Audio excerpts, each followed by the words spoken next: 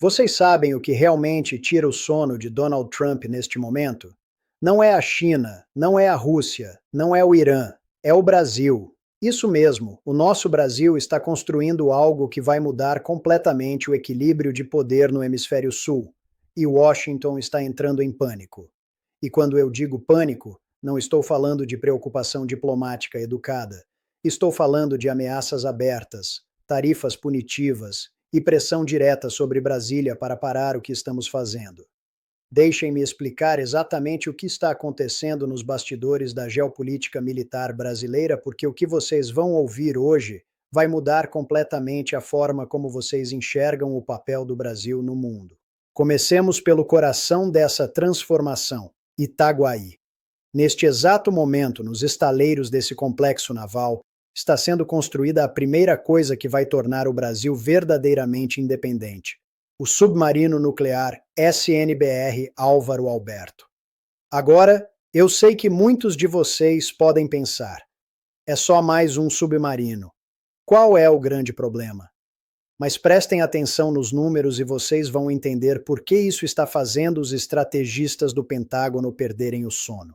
Estamos falando de uma embarcação de 100 metros de comprimento, 6.000 toneladas de deslocamento, equipada com um reator nuclear que permite que ela fique submersa por semanas, até meses, sem precisar emergir. Isso não é apenas uma conquista tecnológica impressionante. É a diferença entre ser uma potência regional que depende da boa vontade americana e ser uma nação verdadeiramente soberana. E aqui está o detalhe que deixa Washington absolutamente furioso. O Brasil será o primeiro país do mundo sem status oficial de potência nuclear a possuir uma frota de submarinos nucleares. Pensem no que isso significa na prática. Temos o que chamamos de Amazônia Azul, uma extensão de águas territoriais no Atlântico que é tão rica em recursos quanto a Amazônia Verde. Petróleo, gás natural, minerais raros do fundo do mar. E agora vamos ter a capacidade de patrulhar e defender essa área sem depender de ninguém. Um submarino convencional precisa emergir regularmente para recarregar baterias, o que o torna vulnerável e limitado. Um submarino nuclear pode ficar invisível sob as ondas pelo tempo que for necessário. É a diferença entre ter uma presença constante e ter que pedir licença. Mas aqui está onde a história fica ainda mais interessante. Os Estados Unidos passaram décadas, tentando impedir que o Brasil tivesse acesso à tecnologia nuclear. Eles criaram barreiras, fizeram pressão diplomática, usaram organismos internacionais para tentar nos frear. E vocês sabem o que o Brasil fez? Fomos atrás dos franceses. Através do programa ProSub, conseguimos não apenas a tecnologia, mas também fechamos completamente o ciclo de enriquecimento de urânio aqui no nosso território. Isso significa que não dependemos de ninguém para o combustível nuclear. É produção totalmente nacional, do começo ao fim. Isso leva a gente direto para o próximo ponto crucial dessa transformação militar brasileira: os caças Gripen. Agora vocês podem estar pensando, mas espera, o Brasil não comprava aviões dos Estados Unidos? Exatamente. E aí está toda a questão. Quando você compra um F-16 ou um F-35 americano, você não está realmente comprando um avião. Você está alugando uma caixa preta que só pode ser mantida e atualizada por técnicos americanos, usando peças americanas com sistemas de comunicação que a NSA pode acessar quando quiser.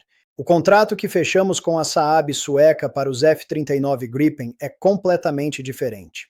Não estamos apenas comprando aviões prontos, estamos recebendo transferência completa de tecnologia. Isso significa que a Embraer está construindo esses caças aqui no Brasil.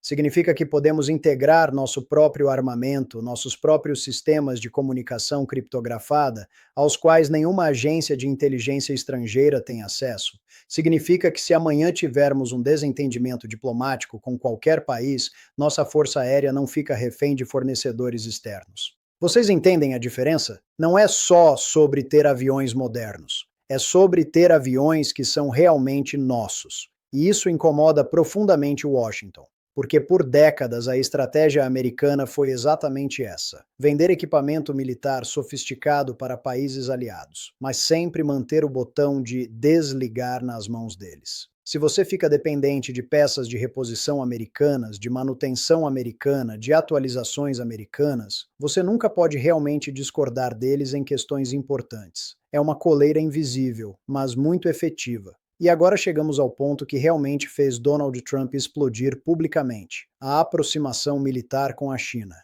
Pela primeira vez na história, generais brasileiros têm posições permanentes em estados maiores em Pequim.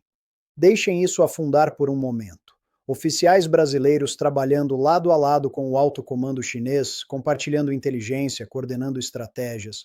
A China ofereceu ao Brasil tanques VT-4 e sistemas de artilharia equipados com inteligência artificial que, em termos de capacidade, não ficam nada a dever para os equivalentes americanos. Mas com duas diferenças cruciais: custam significativamente menos e não vêm acompanhados de sermões sobre democracia ou direitos humanos toda vez que tentamos usá-los. Para um país que está construindo sua soberania militar, isso não tem preço. E tem mais. A cooperação militar dentro do BRICS deixou de ser apenas conversa diplomática e se tornou exercícios militares concretos focados na defesa de infraestrutura crítica. E aqui está a ironia. Boa parte dessa infraestrutura que estamos aprendendo a defender foi construída pela própria China. Portos, redes de energia, sistemas de comunicação. É uma parceria de benefício mútuo, onde ambos os lados ganham capacidades estratégicas reais. Agora vocês podem imaginar como isso soa em Washington. Para os estrategistas americanos, a ideia de um Brasil com submarinos nucleares, caças de última geração com tecnologia própria, sistemas chineses de defesa e cooperação militar estreita com Pequim é literalmente o pior cenário possível. É a perda completa de controle sobre a América do Sul. E a resposta de Trump foi exatamente o que você esperaria de alguém que não está acostumado a ouvir não. Ele chamou publicamente o programa militar brasileiro de ameaça direta à segurança do hemisfério ocidental. Pensem nisso. O Brasil, defendendo suas próprias águas territoriais e construindo capacidade de defesa soberana, é uma ameaça. Mas as centenas de bases militares americanas espalhadas pelo mundo, isso é apenas promoção da paz. A Casa Branca criou o que eles estão chamando de Doutrina Monroe 2.0. Uma referência direta à velha doutrina Monroe de 1823, que basicamente dizia que a América Latina era o quintal dos Estados Unidos. E sob essa nova versão, eles estão exigindo abertamente que o Brasil pare o desenvolvimento do reator nuclear para o submarino, limite a compra de tecnologias chinesas de duplo uso e aceite tarifas de 40% sobre aço brasileiro como punição pelo que eles chamam de teimosia militar. Trump até ameaçou rever o status do Brasil como aliado principal fora da OTAN, como se isso fosse algum tipo de privilégio que eles nos concederam por bondade. A verdade é que eles precisam do Brasil tanto quanto nós, ou melhor, eles precisavam quando ainda tínhamos essa relação de dependência. Agora que estamos construindo autonomia real, de repente somos uma ameaça. Mas vejam os números e vocês vão entender que isso não é blefe vazio de nossa parte. O Brasil está investindo aproximadamente 25 bilhões de dólares por ano em defesa. Sim, é menos que o orçamento americano, mas aqui está a diferença fundamental. Cada dólar desses está sendo investido na nossa própria indústria de defesa. Não estamos comprando franquias militares, estamos construindo um complexo industrial de defesa soberano. E isso nos leva a uma questão que eu quero que vocês pensem seriamente. E se o Brasil desenvolver não apenas submarinos nucleares, mas armas nucleares propriamente ditas? Olhem, se você já tem um submarino com reator nuclear operacional, se você já domina o ciclo completo de enriquecimento de urânio, a distância técnica entre isso e uma ogiva nuclear não é tão grande quanto as pessoas imaginam. É principalmente uma decisão política, não um desafio tecnológico insuperável. Então a pergunta que eu quero fazer para vocês é esta: o Brasil deveria desenvolver armamento nuclear? Eu quero que vocês realmente parem e pensem nisso, e deixem sua opinião nos comentários. Porque essa não é uma questão simples de sim ou não. Tem implicações profundas em todas as direções. De um lado, temos toda a retórica do desarmamento nuclear, os tratados internacionais, a ideia de que o mundo seria mais seguro se ninguém tivesse essas armas. E há verdade nisso. Cada país que entra no clube nuclear torna o mundo potencialmente mais perigoso. O Brasil sempre foi um defensor do uso pacífico da energia nuclear, sempre esteve comprometido com o Tratado de Não Proliferação. Abandonar essa posição seria uma mudança radical na nossa identidade internacional. Por outro lado, e aqui é onde a coisa complica, olhem ao redor do mundo e me digam: quais países são realmente respeitados na arena internacional? Quais países ninguém ousa invadir, ninguém ousa ameaçar abertamente, ninguém ousa impor sanções devastadoras? A resposta honesta é: os que têm armas nucleares. A Coreia do Norte é uma das economias mais fracas do mundo, mas ninguém cogita uma intervenção militar lá. Por quê? Porque eles têm armas nucleares. O Paquistão tem problemas internos imensos, mas a Índia, mesmo sendo muito maior, tem que negociar com eles como iguais. Por quê? Armas nucleares. Não estou dizendo que está certo. Estou dizendo que é a realidade do mundo em que vivemos. E se você é um país com recursos naturais imensos, e o Brasil tem mais recursos naturais que qualquer outro país do planeta, você precisa ter capacidade de defendê-los contra qualquer ameaça. A Amazônia tem 1/5 da água doce do mundo, a maior biodiversidade do planeta, minerais estratégicos incalculáveis. A Amazônia Azul tem reservas de petróleo e gás que podem nos tornar um dos maiores produtores energéticos globais. Vocês realmente acham que, se chegasse ao ponto de conflito sério, esses recursos não seriam cobiçados? Deixem-me colocar de outra forma. Imaginem um cenário, e eu sei que ninguém quer imaginar isso, mas é meu trabalho como analista considerar possibilidades. Imaginem que aconteça uma terceira guerra mundial. E antes que vocês achem que isso é paranoia, olhem o que está acontecendo na Ucrânia, as tensões entre China e Estados Unidos sobre Taiwan, o Oriente Médio perpetuamente à beira do conflito regional total. Não é impossível. Num cenário desses, o que acontece com países ricos em recursos, mas sem capacidade de dissuasão nuclear? Eles se tornam alvos. Eles se tornam peões num jogo de xadrez jogado por potências nucleares.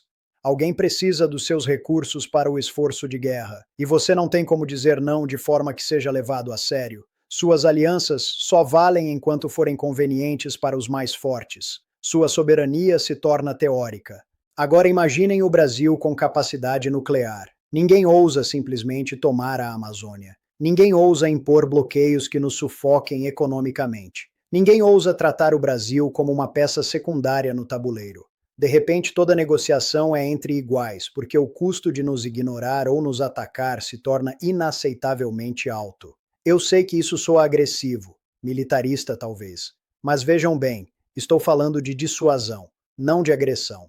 Nenhum país nuclear jamais foi atacado por outro país. Isso é um fato histórico.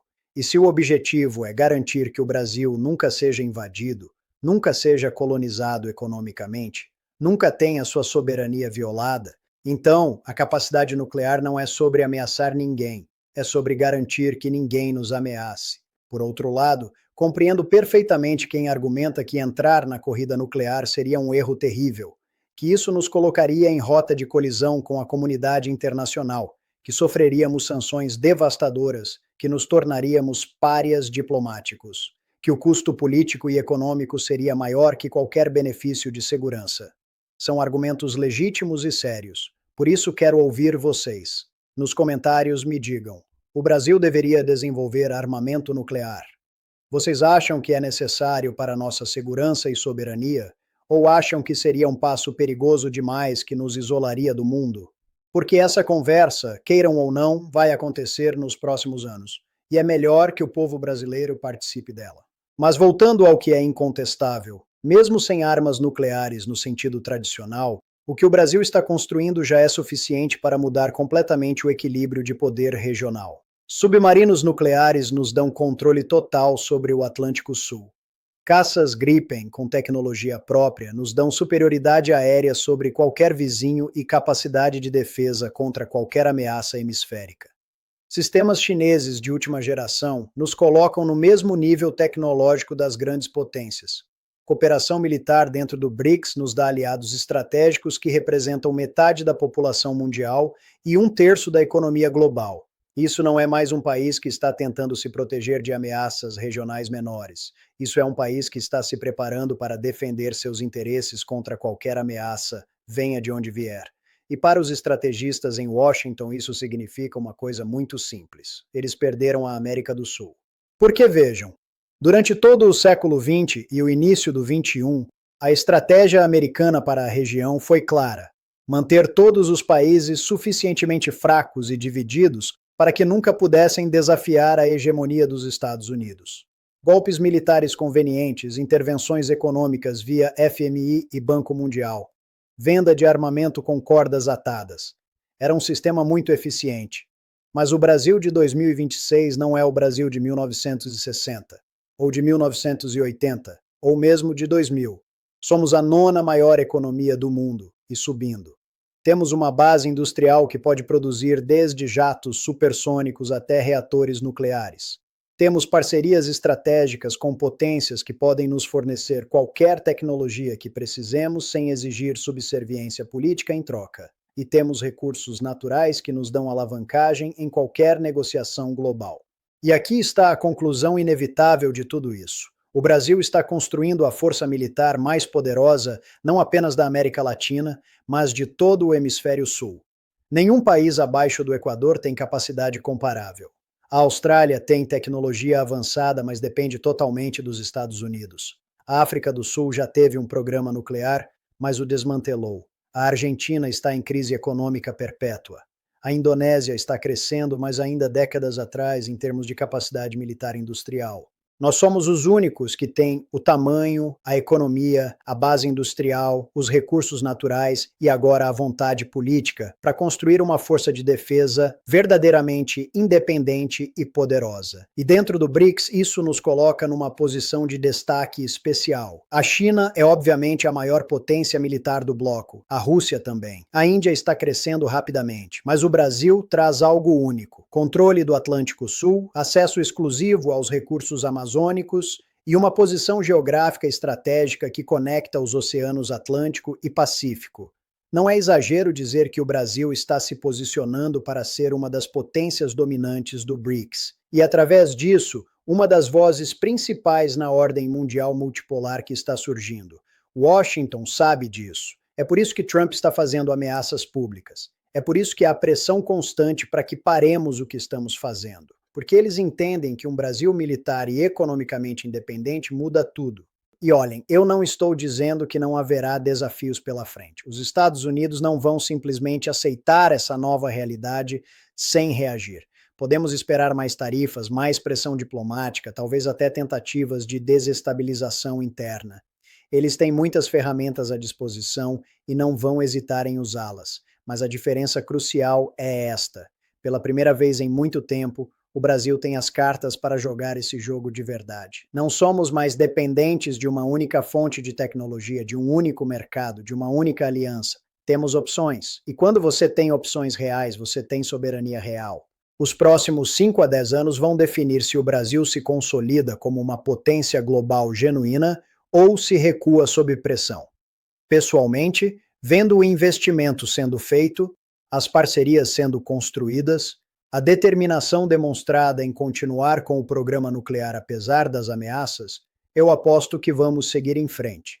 E quando o primeiro submarino nuclear brasileiro mergulhar nas águas do Atlântico Sul, vai ser mais que um marco tecnológico. Vai ser a declaração definitiva de que a era da dominação hemisférica americana acabou. O futuro que está se desenhando é um onde o Brasil não pede permissão, não aceita imposições e defende seus interesses com a força necessária para ser levado a sério.